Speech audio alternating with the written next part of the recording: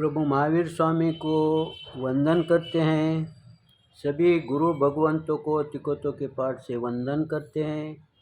श्रद्धावान भाई बहनों, आपके अंदर विराजित आत्मा को माजलगांव से सुभाष कोठारी का सादर प्रणाम, सादर जय जिनेन्द्र। ये अंतगढ़ सूत्र पर मेरा 35वां वीडियो है। हमने इसके पहले देखा कि देवकी रानी के दिल में जो शंका आई, वो शंका का समाधान करने के लिए वो भगवान अरिष्टनेमि के पास जाने का विचार करी और उन्होंने क्या कहा कि अपने सेवकों को बुलाया और क्या कहा, धार्मिक रथ तैयार करके मेरे पास लाओ। धार्मिक रथ, इसका मतलब रथ कई प्रकार है। इससे ये सिद्ध होता है कि रथ के कई प्रकार हैं। फिर यहाँ पर धार्मिक रथ, फिर धार्मिक रथ से भगवान के पास जाना, दूसरे रथ से नहीं जाना क्या? इसका कारण क्या है? इसका कारण एक ही है, वैसा अनेक कारण भी हो सकते हैं, लेकिन उसमें से एक कारण ये भी है कि जब कोई विशिष्ट व्यक्ति अगर समझो प्रभु के दर्शन को जाता है तो उस समय अगर धार्मिक रथ होता है तो उस रथ को देखकर पूरी आजू बाजू की जनता, रास्ते पर की जनता या किसी का काम होगा, वो भी बीच में रुकाता नहीं, क्योंकि वो जान जाता है कि ये अपन जिनको मिलने को जा रहे हैं वो भाई बहन अभी कहाँ जा रहे हैं? प्रभु के दर्शन को जा रहे हैं, ये मंदिर को जा रहे हैं। ये कैसे समझेंगे वो? क्योंकि वो धार्मिक रथ था।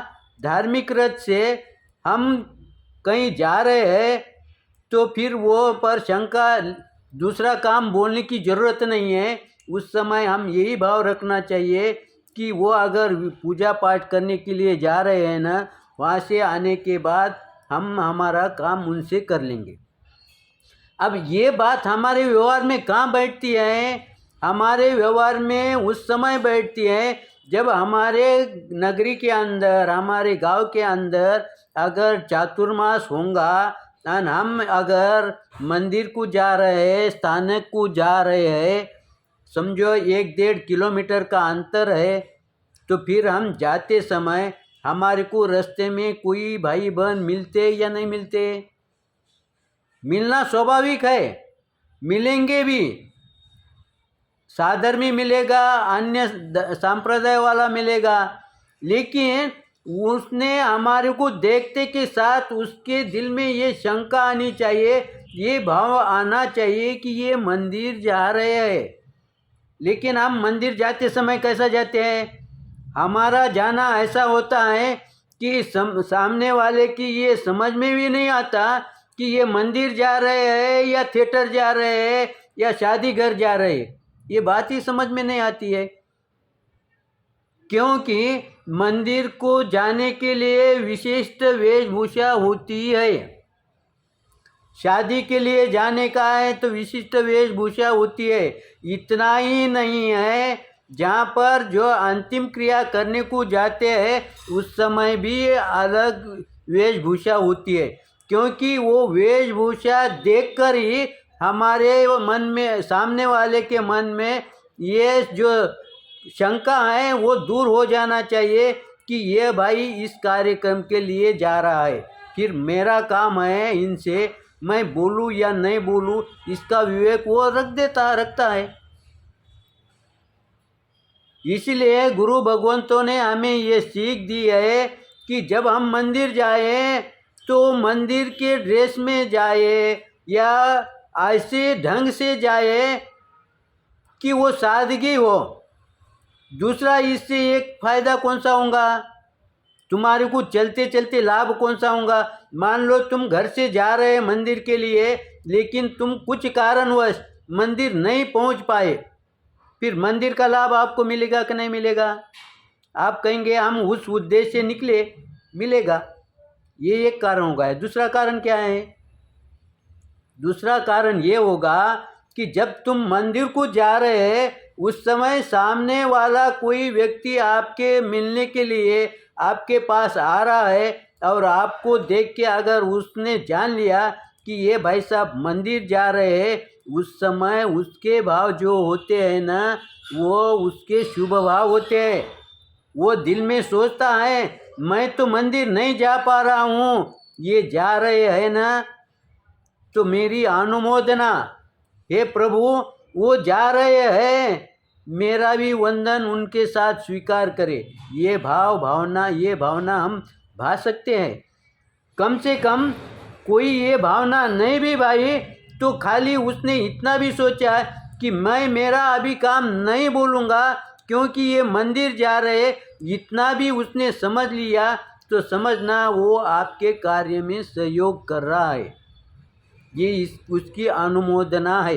ये इसलिए हम कुछ न कुछ थोड़ा बहुत तो भी चिंतन करेंगे तो उसमें से आपको कुछ न कुछ मिलेगा। इसलिए पहले ज़माने में और आज भी हमने वो रूढ़ी बंद कर दी है, नहीं तो आज भी ना बहुत से भाई बहन ऐसे हैं मंदिर को जाते हैं तो सामने वाले को बगैर बोले ध्यान में आता है कि ये भाई मंदिर को जा रहा है।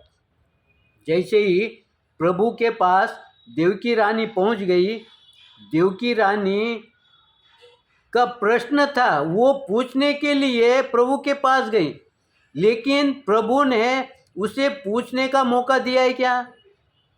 नहीं दिया।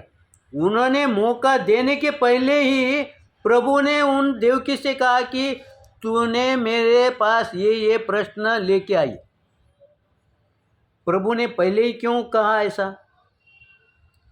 प्रभु ने इसीलिए कहा कि प्रभु को तो ज्ञान था देवकी क्यों आई, लेकिन अगर प्रभु पहले ही बोल दिए तो उसका जो प्रभाव सामने वाले पर पड़ता है उसका असर बहुत लंबा चलता है। और दूसरी बात, जब प्रभु ने कहा है तो उस समय एक ही वाक्य बोला तो इसकी पूरी बात समझ में आ जाती है। लेकिन वही अगर देवकी ने प्रभु को बोला होता है कि मेरी ये शंका आई, ये लेके आई, तो इसका मतलब देवकी की लंबी बात चली होती, उसको प्रभु को समझाने में उसका समाधान नहीं हुआ होता। एक वाक्य में उसका समाधान नहीं हुआ होता क्योंकि उसने अनेक वाक्य बोल के प्रभु को समझाने की कोशिश करी होती। लेकिन प्रभु ने वो समय अपने सही काम में लगाने के लिए उन्होंने सीधा ही कह दिया कि हे देवकी रानी, तेरे को अतिमुक्तक मुनि ने जो कहा है वो बात बिल्कुल सही है, ये तेरे ही पुत्र है।